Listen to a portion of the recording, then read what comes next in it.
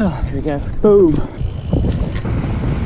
If you go down to the woods today, you're sure for a big surprise. Well, hey folks, welcome to another video here on my YouTube channel. It is Monday, it's 9:20 in the morning. The weather, it looks absolutely fantastic outside. Apart from it looks a little bit chilly, so I'm not going out super early.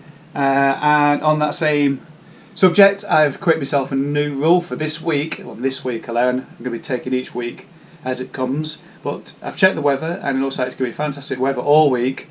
My goal, week on week, is always 600 kilometres. This week is no different. And with that in mind, what I'll be doing, the new rule will be rides around 100 kilometres if it's outdoors. You know, give or take a few kilometres each side of it, because that'll keep me on target. Because I'm still hoping to do Land's End to John O'Groats in May, hopefully, if I possibly can. If not, it'll be later in the year, so I'll be sticking to, you know, when the weather's good, I can go outside 100 kilometres and that'll do me fine. That's about 4 and a bit hours every day. So I will be mixing that up with Zwift as well. A couple of races on an evening time, perhaps. It won't be today because I did one yesterday, but it will probably be like a Tuesday and a Thursday evening. I'll be on Zwift, so if you want to join me, you've got my email address. Perhaps get in touch on Facebook or Twitter or Instagram if you want to join me. So that 600 kilometre distance goal that I always have week on week. Now normally I'll be at work Monday to Friday, so that 600 kilometres is usually comprised of evening rides and of course a couple of long rides on the weekend. We've been in the position that I no longer have to go to work Monday and Friday. I come to the conclusion I can just divide, you know, when it's a fantastic weather like this all week long, I just divide the goal by a number of days that I'm willing to go out for repeat days back to back. Quick lowdown on what I'll be taking with me, as always, in these uncertain times. I've got a rehook tool, allows me to put a chain on it in case it falls off. Don't want to get my hands all messy. 2 water bottles today, it's only 100k, but I've got a vitamin C tablet in that one, and there's a hydration tablet in that one. In the bottom bottle cage is my toolkit, full assortment of the tools there to get me out most scrapes. On the front fork, I don't like carrying mini pumps in my back pockets, so I've put it on the fork there. Not applicable to today's ride, but for some longer rides, if I do have any of those coming up over the next few weeks, there is it's only temporary, but I've got a bottle cage there for I can have a third bottle in there as well, so I can keep extra hydrated for the longer rides. Things I'll be taking with me today: 1, 2 in the tubes, helmet, of course, sunglasses. Well, maybe not actually, because I got big white marks around the eye, so I might leave that mode today. I bought some cover cleats, so I'll take those with me as well. They're really light, that little moulded plastic look.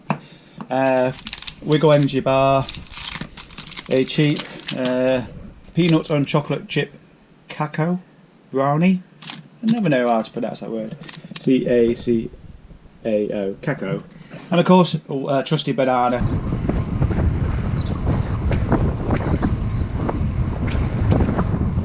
So I've just gone along the straight, the A18, currently averaging 30.3 kilometres an hour. Not even a tailwind, just no wind at all. If I'm going to be doing shorter rides, I need to boost my performance, and that means an increase in my overall average speed, which is what I've got to go on this bike until I put a speed sensor on for cadence, which I probably do later on this afternoon. Also got heart rate to work with as well. Another thing I'm having to contend with is I love my hills, and I need to be doing hill training for the jog and for other things later this year. And I'm just coming up to the flexible climb, and by the time I get it, it's 12k away. So double that, 24k. That's a quarter of the 100 kilometres done already before you even hit the first hills. So although I've yet to do it, I may have to put the bike in the car the other side of Kibby Bridge or something like that, just so it's a little bit closer to the hills. Just a consideration for the future. So I don't know how well you can see on the screen, but 12.1 kilometres away from first hill. So it's probably going to be 12.5, approaching 13 kilometres. That's one direction before things start to go upwards. So I've just gone through the village of Burton on Strava, heading towards the Theelby climb now. So today's distance is about 100k. 100k of guilt-free riding, because to be honest, the weather at the minute, I could have quite easily done 1500 kilometres this week, but no, dropping it down to 600 kilometres now. Nice manageable chunks, and there's probably people watching this video who think 100 kilometres is still too much. Well, I hope those people are either couch potatoes or armchair keyboard warriors.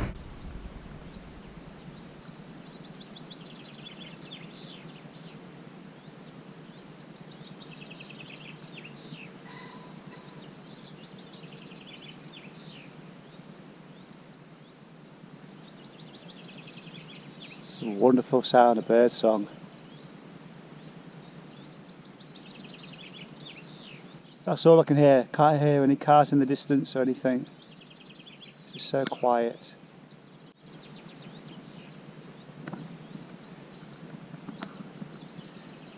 Human desert, so that is North Lincolnshire.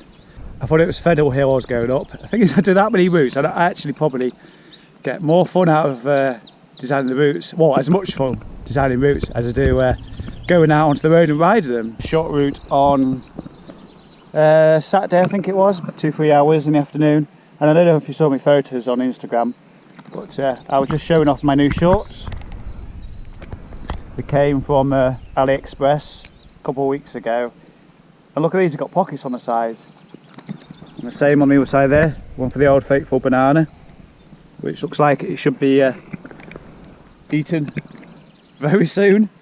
So yeah, they're brilliant, these are actually really handy. More places to put tools, and once that banana's gone, I'm going to put the inner tubes in there, because tell you what, I love having things not on my back. And because they're from AliExpress, they're like Asian sizes, so I made the mistake of getting like medium, and they're just a little bit too tight, just a little bit.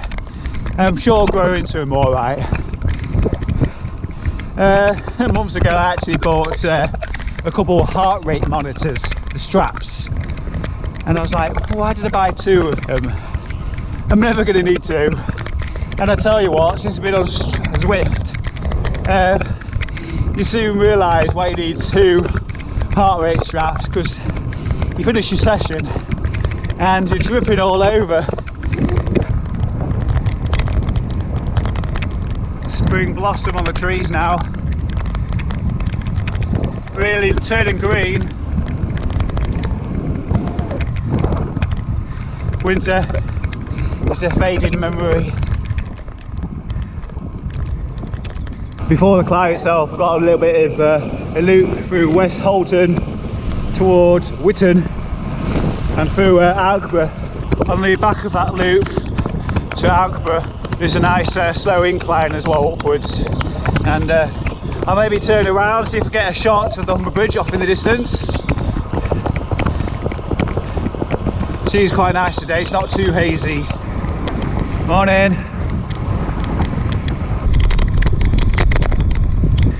Always hard to appreciate a view on a GoPro, but Humber Bridge over there, actually quite clearly into the East Riding of Yorkshire.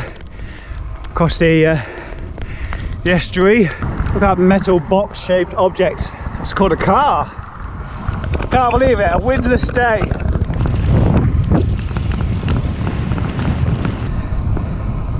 And over the last few rides I've been twiddling my seat post, trying to get an optimum position.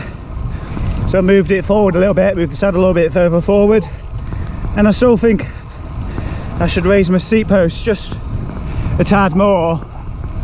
I still feel like I'm losing a little bit of energy on the hills. I still feel like there's too much of a bend just there. I don't know, because I'm not an expert doing bike fit. I couldn't tell you anything about it, so but it just seems like I should raise it a little bit more, give it a try. I'm always cautious of not putting any pressure on it and stretching my back too much. A little bit of gravel. Banana's a bit moist. My bike's a bit of a poser at stopping for one look. It's enjoying the sunshine. I think I mentioned earlier I did a race on Zwift yesterday, and I was trying my best to set my computer up to record it using my work Mac, because it's a lot quicker, a lot more modern than my own personal Mac. And there's a bit of software called OBS, which allows you to stream, record the screen, do lots of other cool stuff as well. And every time I opened it, it just kept crashing every time, so that idea went down the pan.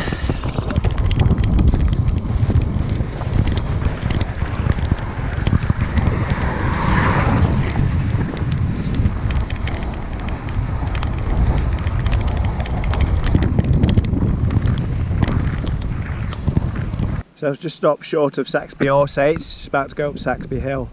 And the good thing about this climb, well, there's two climbs, there's Danes Hill and Saxby, and there's a bench right at the top. So that's always something good to look forward to. So I'm going to get up there and stop at that bench and admire the view.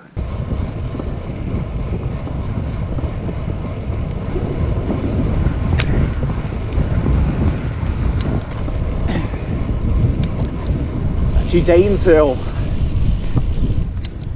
If you want to watch this hill climb, I've got a video on YouTube to the entire climb.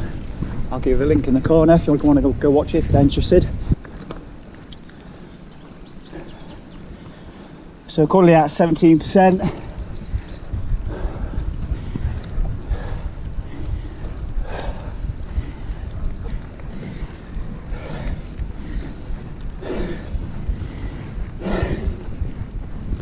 No rush to the top. He's out of his saddle again.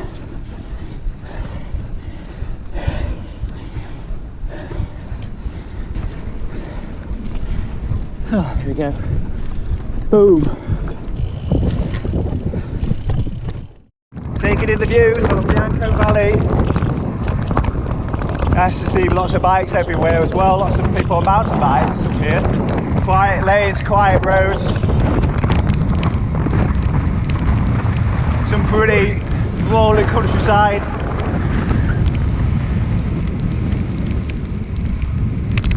I take my arm warmers off as well, you might have noticed. Luckily it's not very windy. I'm starting to think I might have to put them on soon though. I'm just coming up to the edge of the valley now, about to go down Elsham Hill.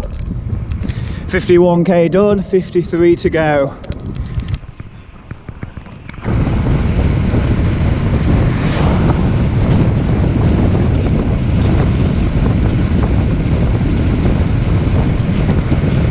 It's at times like these that you wish you had your glasses with you. Just flying down here right now, 30 miles an hour. Tears in my eyes.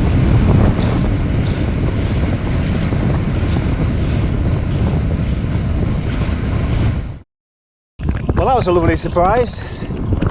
I just had a cafe stop. They was doing takeaway food. Nice outdoor seating area, plenty of room to sit down in. A nice sausage and bacon bun, flapjack, which is in my back pocket. I can grab that on the way home. And a coffee. Bonus! If you go down to the woods today, you're sure for a big surprise. Obligatory photo stop. So it's both a photo stop and a flapjack stop as well. This is Certain Lane. If you go check my Instagram account, I've got loads of photos of this spot. last week in all that nice warmth. I just stopped here.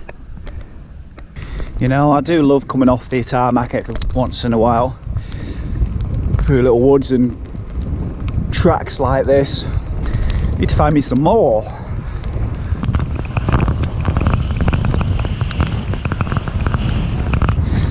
Seems like a while since I did my last video. How long's it been? A week?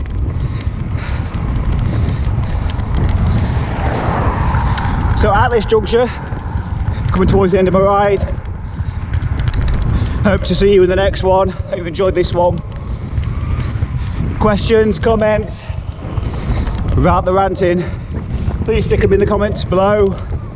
I should be looking forward to reading any of those. If you've got any questions, as I've just said, happy to answer your questions.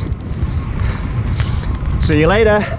So following on from today's ride, I thought I'd log on to Strava and check out how I was coming along on the April Cycling Distance Challenge. I've done 1,237 kilometres, so I'm 99% of the challenge done on as of the 14th of April. Got 13 kilometres to go, so I just thought I'd have a look at the challenge, sorted by country, and I'm surprised 46th place in the UK out of 33,436 riders. So where am I? There I am. Look, way Richard Lake, Crawl, England. So yeah, I'm surprised by that. And the top position is held by Philip Reckless of Nottingham, who's done over 2,000 kilometres. And interestingly, there's a ride on here as well. Russ Kessley, he's doing 100 kilometres a day for 100 days, which is kind of a challenge I actually thought about a few weeks back doing myself at some point this year. So who knows? I may go ahead and do that at some point. But yeah, there's the April Cycling Distance Challenge. I was very surprised to find I was in the top 50.